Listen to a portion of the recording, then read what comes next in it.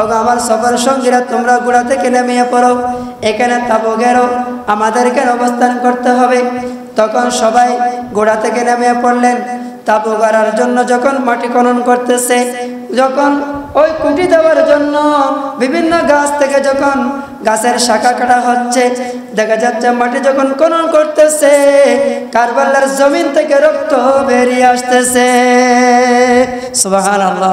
এদিকে কুফার জমিনে কুফাবাসীরা বেঈমানি করেছে, কিন্তু মুসলিম বিন আকিল তার পূর্বেই চিঠি পাঠিয়ে দিয়েছে ইমামের কাছে, ইমাম হুসাইন রাদিয়াল্লাহু তাআলার কাছে, যে কুফার মানুষ আসলে সত্যিকার আওলাদ রাসূলের প্রেমিক দেওয়ানা, আপনি আমার চিঠি পাওয়া মাত্রই কুফার জমিনে চলে আসবেন।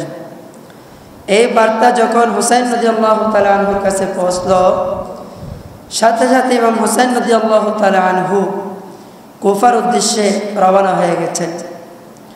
ওনার পরিবারবর্গদেরকে নিয়ে, ওনার সফর সঙ্গীদেরকে নিয়ে কুফার উদ্দেশ্যে রওনা হলেন। হযরত ইমাম হুসাইন রাদিয়াল্লাহু তাআলা আনহু কুফার জমিনে যখন পৌঁছল, এদিকে উবাইদুল্লাহ ইবনে জিয়াদ সৈন্য পাঠিয়ে দিয়েছে ইমাম হুসাইন রাদিয়াল্লাহু তাআলা আনহুকে গ্রেফতার করার জন্য। হুর বিন ইয়াজিদ রিয়াহি একজন সেনাপতির অধীনে একটি টিম পাঠিয়ে দিয়েছে। হুর বিন ইয়াজিদ রিয়াহি সৈন্য নিয়ে এসেছেন ইমামের কাছে, ইমামকে গ্রেফতার করবে। বলা হচ্ছে, হে ইমাম, ইমাম হুসাইন রাদিয়াল্লাহু তাআলা আনহুকে বলতেছেন, উবাইদুল্লাহ ইবনে জিয়াদ আমাকে হুকুম দিয়েছে আপনাকে গ্রেফতার করার জন্যে, আমি আপনাকে গ্রেফতার করতে এসেছি। এদিকে হযরত ইমাম হুসাইন রাদিয়াল্লাহু তাআলা আনহু বললেন, কি ব্যাপার, আমি কি অন্যায় করেছি, কি দোষ করেছি, আমাকে কেন গ্রেফতার করা হবে? হুর বিন ইয়াজিদ রিয়াহি বলতেছেন, আমি কিছু জানি না, আমাকে হুকুম দিয়েছেন, আমি হুকুম পালন করতে এসেছি। ইমাম হুসাইন বললেন, হুর বিন ইয়াজিদ, দেখো তুমিও তো মুসলমান, তুমিও তো পড়েছ কলমা লা ইলাহা ইল্লাল্লাহ মুহাম্মাদুর রাসূলুল্লাহ, তোমার মুখেও দাঁড়িয়ে আছে, মাথায় পরনে লেবাস আছে, ইসলামী লেবাস পোশাক আছে, তুমি আমাকে কেন গ্রেফতার করবে? দেখো আমি কোনো প্রকারের দোষ করি নাই, আমি কুফার জমিনে এসেছি কুফাবাসীদের আমন্ত্রণে। কুফাবাসী আমার কাছে অনেক চিঠি দিয়েছে, শেষমেশ আমাকে মুসলিম বিন আকিল রাদিয়াল্লাহু তাআলা আনহু, আমার চাচাতো ভাই, এখানে এসে 40,000 মতো মানুষ ওনার হাতে বায়াত গ্রহণ করেছে। এখানকার পরিবেশ পরিস্থিতি শান্ত সুন্দর বলে আমার কাছে চিঠি দিয়েছে, যার কারণে আমি মক্কা শরীফ থেকে কুফার জমিনে এসেছি, তাতে আমার কোনো দোষ নেই। হুর বিন ইয়াজিদ রিয়াহি ছিলেন আওলাদ রাসূলের প্রেমিক, যদিও ইয়াজিদের চাকরি করত। হুর বিন ইয়াজিদ রিয়াহি বলতেছে, হুজুর, তাহলে আমি চিনি আপনাকে, আমি জানি, আমি বুঝি আপনি আওলাদ রাসূল, আপনি ইমাম হুসাইন রাসূল পাকের দহিত্র, রাসূল পাকের নাতিজান, আমিও আপনাকে গ্রেফতার করব না আজকে। আমরা সারাদিন এভাবে কথাবার্তা আলোচনার মাধ্যমে কাটাইয়ে দিব। যখন রাত্রেবেলা আমার সৈন্যরা ঘুমিয়ে পড়বে, আপনি যেদিকে মন চায় সেদিকে চলে যাবেন, আমি আপনাদেরকে কোনো প্রকারে গ্রেফতার করব না। আমাকে যদি বলা হয় ওরা কোথায় গেছে, আমি বলবো যে আমি নিজেও জানি না, সৈন্যরা তো ঘুমিয়ে থাকবে। মুসলমান এই কথা বলে হুর বিন ইয়াজিদ ইমাম হুসাইন রাদিয়াল্লাহু তাআলা আনহুর সাথে সারাদিন ব্যাপী কথাবার্তা বলল।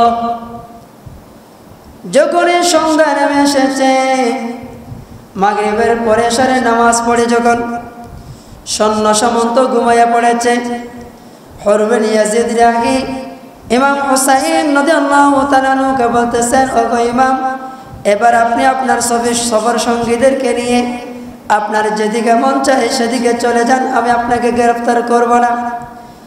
হযরত ইমাম হুসাইন রাদিয়াল্লাহু তাআলা এবং ওনার সফর সঙ্গীদেরকে নিয়ে হাঁটতেছেন। সারা রাত হাঁটার পরেও দেখতেছেন তারপরের দিন সকালবেলা আবারও একই জায়গার মধ্যে রয়ে গেছে। সুবহানাল্লাহ। তারপরের দিন সকালবেলা আবার হর বিন ইয়াজিদ ফজরের নামাজের পর ইমামকে বলতেছেন, ওগো ইমাম, কি ব্যাপার, আপনারা জান নাই আমার সন্ধ্যারা তো উঠে গিয়েছে, নামাজ পড়ে সবাই চলে আসতেছে, আমি আপনাকে রাতের বেলা সুযোগ দিয়েছিলাম। ইমাম বলতেছে, ওগো হর বিন ইয়াজিদ, শোনো, আমি সারা রাত ব্যাপী হাঁটেছি আমার সফর সঙ্গীদেরকে নিয়ে, কিন্তু আমি জানি না তারপরেও সকালবেলা আবার কিভাবে একই জায়গার মধ্যে আমরা রয়ে গেলাম। হর বিন ইয়াজিদ বলতেছে, ঠিক আছে হুজুর, আমি আপনাকে আজকেও সুযোগ দিব, আজকেও আমরা সারাদিন ব্যাপী কথাবার্তা আলোচনার মধ্যে থাকবো। রাতের বেলা যখন আমার সৈন্য সামন্তরা যখন ঘুমিয়ে পড়বে আপনারা আপনাদের মতো চলে যেতে পারবেন, এই সুযোগ আপনাকে আমি আবার একবার দিচ্ছি। এইভাবে 3 দিন 3 রাত সুযোগ দেওয়ার পরেও ইমাম হুসাইন রাদিয়াল্লাহু তাআলা আনহু তার সফর সঙ্গীদেরকে নিয়ে সারা রাত ব্যাপী হাঁটার পরেও সকালবেলা দেখা যায় একই জায়গার মধ্যে ওনারা রয়ে গেছেন। সুবহানাল্লাহ। আল্লাহর এটা বড় পরীক্ষা। ইমাম হুসাইন রাদিয়াল্লাহু তাআলা আনহুকে 3 দিনের পরের দিন বলতেছেন হর বিন ইয়াজিদ, হুজুর, আপনারা কি সত্যি জান নাই? ইমাম হুসাইন রাদিয়াল্লাহু তাআলা আনহু বলতেছে, অবশ্যই হেঁটেছি, কিন্তু যেতে পারিনি। 3 দিন অতিক্রম করার পরে ইমাম হুসাইন জানতে চাচ্ছেন, আমরা কোন মাঠের মধ্যে এসেছি, এই জায়গাটার নাম কি? তখন সবাই বলে উঠল, হুজুর, এই জায়গার নাম কারবালা। হযরত ইমাম হুসাইন রাদিয়াল্লাহু তাআলা আনহু বলতেছেন, আমার অদৃষ্টে যা আছে সেটা তো আজকে আমি আমার কপালে লেখা শাহাদাত এই স্থানের মধ্যে ছিল। আমার দয়াল নবীর জমানে শুনেছিলাম, আজকে সেই হাদিস বাস্তবায়ন হতে যাচ্ছে। আমি তো আমার শাহাদাত গার মধ্যে এসেছি, শাহাদাতের স্থানে আমি পৌঁছে গেছি, সুতরাং আমরা আর কোথাও যেতে পারবো না। ওগো আমার সফর সঙ্গীরা, তোমরা গোড়া থেকে নেমে পড়ো, এখানে তাবু গেরো, আমাদেরকে অবস্থান করতে হবে। তখন সবাই গোড়া থেকে নেমে পড়লেন। তাবু গাড়ার জন্য যখন মাটি খনন করতেছে, যখন ওই কুটি দেওয়ার জন্য বিভিন্ন গাছ থেকে যখন গাছের শাখা কাটা হচ্ছে, দেখা যাচ্ছে মাটি যখন খনন করতেছে কারবালার জমিন থেকে রক্ত বেরিয়ে আসতেছে। সুবহানাল্লাহ। হযরত ইমাম হুসাইন রাদিয়াল্লাহু তাআলা আনহুর সফর সঙ্গীগণ আশ্চর্য হয়ে গেলেন। যখন গাছের মধ্যে কূপ দিচ্ছেন শাখা কাটার জন্য, দেখতেছে ওই গাছ থেকেও রক্ত বের হচ্ছে। ইমামকে বলতেছে, হুজুর, আশ্চর্য বিষয়, যেখানে যাই না কেন সেখান থেকে রক্ত বের হচ্ছে, ব্যাপারটা কি কিছু বুঝতেছি না। আমার ইমাম বলতেছেন, ওগো আমার সফর সঙ্গীগণ, শুনে রাখো, এটা হলো আমাদের শাহাদাত গা, আমরা এখানে শাহাদাত বরণ করব। আমার রাসূল দয়াল নবীর জামানে যা বলেছেন আজকে সেটা বাস্তবায়ন হবে। এই কারবালার জমিনে আমার শাহাদাত হবে। ইয়াজিদ বাহিনী রক্ত আমার রক্তের পিপাসু, সুতরাং আমাদেরকে এখানে অবস্থান করতে হবে। তাবু গাড়া হলো, ওখানে অবস্থান করতেছে। মুহররমের হারামের যখন 7 তারিখ হয়েছে, ইয়াজিদ বাহিনী আরো সৈন্য পাঠিয়ে দিয়েছে, প্রায় 4000 মতো সৈন্য বাহিনী ওই কারবালার প্রান্তরে পাঠিয়ে দিয়েছে, এবং ফোরাত নদীর তীরে 2000 করে 4000 সৈন্য নির্ধারণ করে দিয়েছে। এবং বলা হয়েছে আজ থেকে এই ফোরাত নদীর পানি ইমাম হুসাইন এবং তার সফর সঙ্গীদের জন্য হারাম করে দিয়েছে। নাউজুবিল্লাহ। যে ফোরাত নদীর পানি পশু পাখিরা খাচ্ছে, গরু ছাগল খাচ্ছে, সবার জন্য মুক্ত, সবাই খেতে পারে, কিন্তু ইমাম হুসাইন এবং তার সফর সঙ্গীদের জন্য সেই ফোরাত নদীর পানি বন্ধ করে দিয়েছে ইয়াজিদ বাহিনী। নাউজুবিল্লাহ মিন যালিক। দেখেন, এরপরে যখন পানি বন্ধ করে দিয়েছেন, বন্ধ করে দেওয়ার পর সৈন্যরা চতুর্দিকে ওনাদেরকে বেষ্টন করে নিয়েছে গ্রেফতার করার জন্য চতুর্দিক থেকে। ওখানে একজন সেনাবাহিনী আমর বিন সাদ বড় কঠোর হৃদয়ের অধিকারী ছিল। ওই সেনাপতি এসে বলতেছে, আজকে তোমাদের সাথে আমাদের খেলা হবে। নাউজুবিল্লাহ। আওলাদ রাসূল বলতেছে, আমরা তো এখানে কোনো যুদ্ধ করার জন্য আসি নাই, সত্যি যদি আমি হুসাইন যুদ্ধ করার জন্য, লড়াই করার জন্য যদি কুফার জমিনে আসতাম, তাহলে আমি কোনোদিন আমার সবার সঙ্গী আমাদের পরিবারবর্গ মহিলাদেরকে আমরা কখনো আনতাম না, আমাদের ছোট ছোট মাসুম বাচ্চাদেরকে নিয়ে কখনো আসতাম না। আমাদের ইচ্ছার মধ্যে সেটা নাই। আমরা শুধুমাত্র কারবালার জমিনে এসেছি। ইমাম হুসাইন রাদিয়াল্লাহু তাআলা আনহু কারবালার জমিনে এসেছে কুফাবাসীর আমন্ত্রণে সাড়া দেওয়ার জন্য এসেছে। সুবহানাল্লাহ। আমরা তো কোনো যুদ্ধ করার জন্য আসিনি, কিন্তু আমর বিন সাদ কিছুতে বুঝতে রাজি হলো না এবং অনেকক্ষণ কথাবার্তা বলতেছে। ওবায়দুল বিন জিয়াদ রাগান্বিত হয়ে বলতেছে, এ আমর বিন সাদ, আমি তোমাকে তাদের সাথে চুক্তি করার জন্য, সন্ধি করার জন্য পাঠাইনি। এতক্ষণ কিসের কথা বলতেছো? তাড়াতাড়ি ইমাম হোসেনকে গ্রেফতার করো। যদি ইয়াজিদ বাহিনীর হাতে যে ইমাম হুসাইন রাদিয়াল্লাহু তাআলা থেকে জবানবন্দি নাও, যদি ইমাম হুসাইন ইয়াজিদের হাতে বায়াত গ্রহণ করবে, এই কথা যদি সম্মতি দেয় তাহলে ছাড়ো, আর না হয় তার মস্তিষ্ক দ্বিখণ্ডিত করে আমার কাছে নিয়ে আসো। নাউযুবিল্লাহ মিন যালিক। ওবায়দুল বিন জিয়াদ এই হুকুম দিয়েছে। ইমাম হুসাইন রাদিয়াল্লাহু তাআলা আনহু মুহররমের হারমের ৭ম তারিখ গেল, ৮ম তারিখ, ৯ম তারিখ অতিবাহিত হচ্ছে। এক ফোঁটা পানি কিন্তু তারা পাচ্ছে না খাওয়ার জন্য। ইমাম হুসাইন রাদিয়াল্লাহু তাআলা আনহু যখন বলতেছে তারা আমাদের হুকুম যেটা আমরা সেটা পালন করে ছাড়ব, ইমাম হুসাইন রাদিয়াল্লাহু তাআলা আনহু বলতেছেন, দেখো আমি তোমাদের কাছে 3টা আমার আকুতি বিপত্তি আমি অনুরোধ করছি, এটা শোনো। আমরা তো কোনো যুদ্ধ করার জন্য এখানে আসি নাই এবং কোনো বিদ্রোহ করার জন্য আসি নাই, আমরা কোনো প্রকারের দলমত সৃষ্টি করার জন্য এখানে আসি নাই। সুতরাং যদি আমাদের আশাতে তোমাদের ক্ষতি হয়, তাহলে সর্বপ্রথম আমি হোসেনকে যেখান থেকে এসেছি আমরা, তোমরা আমাদেরকে সেখানে যেতে দাও, সেখানে যেতে দাও, আমাদেরকে পুনরায় মক্কায় যাওয়ার জন্য ব্যবস্থা করে দাও, আমরা মক্কায় চলে যাব।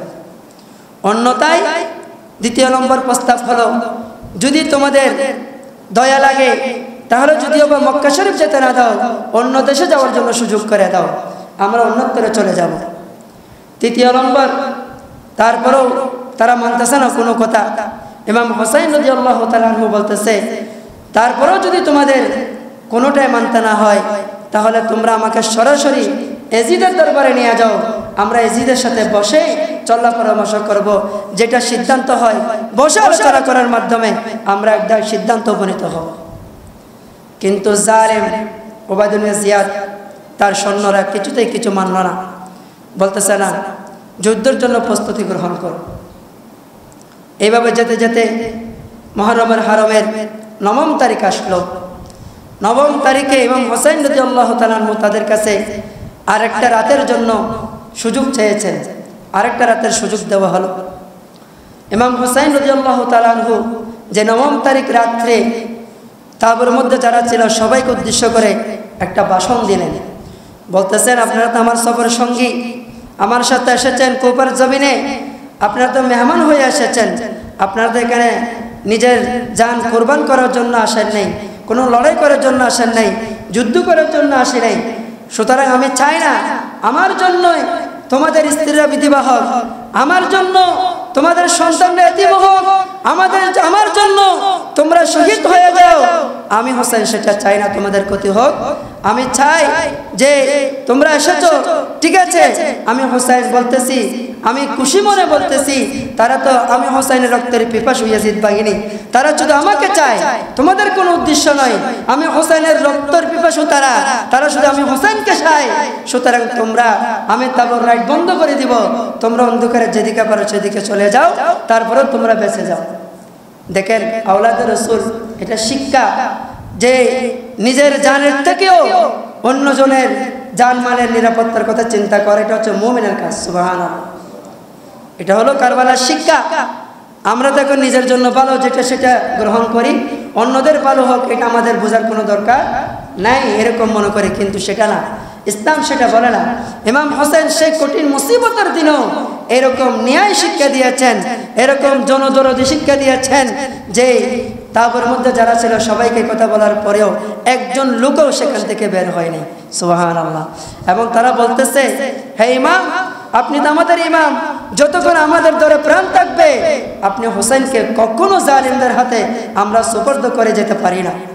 প্রথমে আমাদের শহীদ হতে হবে, তারপর আপনার পরে শাহাদাতের কথা আসবে। সুবহানাল্লাহ।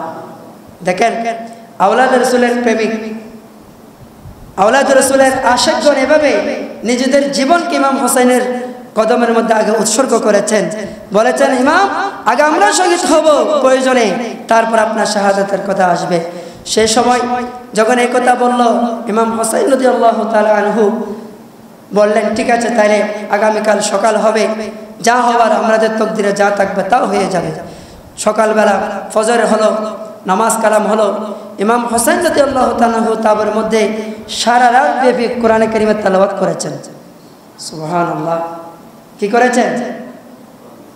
কোরআনে কারীমের তেলাওয়াত করেছেন, নামাজ পড়েছেন সারা রাত ব্যাপী, তাসবিহ তাহলিল পরে ওই রাত অতিবাহিত করেছেন। আজকাল আমাদের মধ্যে সেই শিক্ষাগুলো আছে। বিপদ হলে তো আরো অসহায়। যখন বিপদ আসে তখন আল্লাহমুখী হওয়া দরকার, আল্লাহর দিকে রুজু হওয়া দরকার। আমরা সেখানে বেছাইন হয়ে যাই, আমরা সেই দিন নামাজও পড়ি না। নাউজুবিল্লাহ। আমাদের এমন অভ্যাস, যখন একটা কোনো সমস্যা হয় তখন টেনশনে কোথাও নামাজ, কোথায় ইবাদত, কোথাও কি কোনো কিছু ঠিক থাকে না। এমনকি আমরা গোসল পর্যন্ত করি না, ঘুম পর্যন্ত যায় না, শুধু শুয়ে থাকি, শুধু চিন্তা করি। আমাদের এটা কিন্তু ঠিক নয়। ইমাম হোসেন কারবালার ময়দানে এমন কঠিন মুসিবতের দিন আমাদেরকে শিক্ষা দিয়েছেন, ধৈর্য ধারণ করতে হবে, ধৈর্য বিচ্যুত করা যাবে না, ধৈর্যের সাথে মোকাবেলা করা, এটা হলো ইমানদারের পরিচয়। সুবহানাল্লাহ। যত বড় মুসিবত হোক না কেন, আমরা ইমাম হোসেন রাদিয়াল্লাহু তাআলা আনহু সে কারবালার প্রান্তরে সারা রাত ব্যাপী ইবাদত বন্দেগীর মাধ্যমে রাতটা অতিবাহিত করলেন। যখন সকাল হলো তারাও কিন্তু নামাজ পড়েছে। আবার কারা? যারা ইমাম হোসেনকে শহীদ করেছে, এজিদ বাহিনী, তাদের তাবুর মধ্যেও কিন্তু আজান হচ্ছে, একামত হচ্ছে, নামাজ হচ্ছে। আর হুসাইনি তাবুর মধ্যে, শিবিরের মধ্যে, সেখানেও আজান হচ্ছে, একামত হচ্ছে, নামাজ হচ্ছে। তাহলে আমাদের পার্থক্য বুঝতে হবে, শুধু নামাজ তো পড়ে গেলে হবে না। যে 61 হিজরিতে ইমাম হোসেন রাদিয়াল্লাহু তাআলা আনহুর সেই কারবালার শিক্ষা থেকে আমরা বুঝতে পারি আসলে সত্যিকার মুসলমান দুই প্রকার। মুসলমান কয় প্রকার? দুই প্রকার। কিছু আছে ইয়াজিদি মুসলমান, আর কিছু আছে হোসাইনি মুসলমান। ইয়াজিদি মুসলমান নামকে মুসলমান, মগর খাজের মধ্যে কোনো মুসলমান নয়।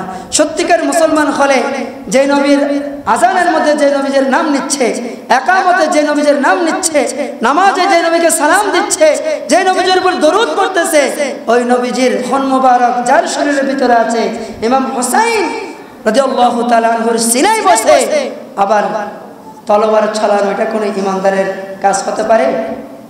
কখনো নয়। ইমানদার তো সেরকম হতে পারে না। এখন আমরাও কিরকম দেখি, যদি আমরা এজিদ, আপনি নিজে নিজে চিন্তা করতে পারেন আপনি কোন ধরনের মুসলমান। আপনি যদি নামাজও পড়েন, আপনি যদি সুদও খান, নামাজও পড়েন, মিথ্যাও বলেন, নামাজও পড়েন, জুলুমও করেন, নামাজও পড়েন, চিন্তাই করেন, নামাজও পড়েন, সন্ত্রাসীও করেন, নামাজও পড়েন, মানুষের আলটাইলেন, নামাজও পড়েন, মানুষের সাথে দুইজনের মধ্যে ঝগড়া লাগাই দেন, এভাবে যদি আপনার মধ্যে কাজ থাকে তাহলে আপনি হোসাইনি মুসলমান নয়, আপনি ইয়াজিদি মুসলমান। যে ওই কারবালার শিক্ষা, তারা কিন্তু নামাজও পড়েছিল, মিথ্যাও বলেছিল, নামাজও পড়েছিল, জুলুমও করেছিল, নামাজও পড়েছিল, মুনাফিকও করেছিল। তাহলে আপনি আর তাদের মধ্যে পার্থক্য কোথায়? সেজন্য আমাদেরকে এখান থেকে নুকতা বের করতে হবে। শুধু ইতিহাস শুনলে হবে না, আমাদেরকে আমল করতে হবে। আজও সুন্নি মুসলমান যারা হুসাইনি মুসলমান, দেখবেন তাদের কলঙ্কিত এখনো সম্ভব হয় না, কিয়ামত পর্যন্ত হবেও না তাদেরকে কলঙ্কিত করা। কারণ তাদেরকে হেফাজতের দায়িত্ব কে নিয়েছেন? আল্লাহ। ইমাম হোসেন রাদিয়াল্লাহু তাআলা আনহু যদিবা জাহরান শাহাদাত বরণ করেছেন, কিন্তু ইমাম হোসেন রাদিয়াল্লাহু তাআলা আনহু এক হোসেন যদিবা শাহাদাত বরণ করেছে, হাজার লক্ষ হোসেন জমিনের মধ্যে তৈরি হয়েছে। সুবহানাল্লাহ। এক হোসেনের শাহাদাতের বিনিময়ে লক্ষ কোটি মুসলমানের ঈমান তাজা হয়ে গিয়েছে। সুবহানাল্লাহ। কিয়ামতের ময়দানে কোটি কোটি মুসলমান ইমাম হোসেনের শাহাদাতের বিনিময়ে তাদের বেড়া পার হয়ে যাবে। সুবহানাল্লাহ। মুসলমান, সুন্নি মুসলমান গুনাহগার হতে পারে, হত্যাকার হতে পারে, সিয়াকার হতে পারে, কিন্তু যদিও বা ইমাম হোসেনের সে মহব্বত আওলাদ রাসূলের মোহাব্বত, রাসূলের প্রেম যাদের কলবে এক জররা পরিমাণ থাকবে, কিয়ামতের ময়দানে তারাও নাজাত পেয়ে যাবে। সুবহানাল্লাহ। আর যদি আবা কাবা জুব্বা দিয়ে সারাদিন সারা রাত সিজদায় পড়ে যদি ইবাদত করলেও যদি তাদের কলবের ভিতরে নবীর প্রতি শ্রদ্ধা না থাকে, আওলাদ রাসূলের প্রতি শ্রদ্ধা না থাকে, আউলিয়া কিরামের প্রতি শ্রদ্ধা না থাকে, মুসলমানের প্রতি দরদ না থাকে, ইসলামের প্রতি সত্যিকার দরদ না থাকে, ওই নামাজ, ওই টুপি, ওই আবা কাবা, ওই দাড়ি, ওই পাগড়ি দিয়ে কিয়ামতের ময়দানে পার হওয়ার কোনো সুযোগ নেই। আল্লাহ আমাদেরকে বোঝার জন্য তৌফিক দান করুক। সেই প্রথমবারের মতো ইমাম হোসেন রাদিয়াল্লাহু তাআলা আনহু সকালবেলা দেখা গিয়েছে, তখন এরা বলতেছে, আসো, কোন বাহাদুর আছো? কে বলতেছে? ইয়াজিদ বাহিনী। ইমাম হোসেনের সমস্ত সফর সঙ্গীরা তাবের ভিতরে, তারা বাইরে থেকে হুঙ্কার দিচ্ছে, তাদের মধ্যে অহংকার। আমাদের পক্ষে তো সরকার আছে, কি আছে? ইয়াজিদ মানে সরকারের কি? সরকার প্রধান আছে, যে হুঙ্কার দিচ্ছে, আসো, কে বাহাদুর আছো আমাদের সাথে মোকাবেলা করবে? ইমাম হোসেন তারপর সবাইকে নিয়ে বলতেছেন, একটু ধৈর্য ধরো, যতক্ষণ পর্যন্ত না আমাদের উপর আঘাত আসবে ততক্ষণ পর্যন্ত আমরা প্রতিহত করব। এটা আরেকটা মুমিনের শিক্ষা। মুমিনের আরেকটা শিক্ষা হলো, প্রথম আপনি মারতে পারবেন না ইমানদার, যদি আপনাকে কেউ মারে তখন আপনি এটা প্রতিহত করতে পারবেন। এটা জায়েজ আছে। এটা কি আছে? জায়েজ আছে। সর্বপ্রথম আপনি আঘাত করতে পারবেন না যতক্ষণ পর্যন্ত আপনার উপর আঘাত না আসে। এটা ইমাম হোসেন শিক্ষা দিয়েছেন কারবালার ময়দানে। তখন দেখা গিয়েছে বারবার ওরা বিভিন্ন তীর নিক্ষেপ করতেছে তাবের ভিতরে। ইমাম হোসেন রাদিয়াল্লাহু তাআলা আনহু সফর সঙ্গীরা যারা ছিল, এদের মধ্যে একদম নজওয়ানও ছিল, বৃদ্ধও ছিল, অল্প বয়সীও ছিল, মহিলারাও ছিল, শিশুরাও ছিল। ওখান থেকে অনেকে বলতেছে, ইমাম আপনি একটু আমাদেরকে অনুমতি দিন, একটু অনুমতি দিন, এই বেয়াদবদেরকে একবার শিক্ষা দিয়ে আসি আমরা। তারা এত বেয়াদবি কেন করতেছে? তারা আমরা তো তাদের সাথে কোনো যুদ্ধ করতেছি না, তারা তো নিজেরাই গায়ে পড়ে আমাদের উপর যুদ্ধ করতেছে। তখন দেখা যাচ্ছে যখন বারবার তীর নিক্ষেপ করতেছে, ইমাম হোসেনের সফর সঙ্গীরা যখন ইমামের কাছে এরকম কাকুতি বিনতি করতেছে, তখন ইমাম হোসেন বলতেছে, ঠিক আছে, তাহলে আমাদের যুদ্ধের প্রস্তুতি গ্রহণ করতে হবে।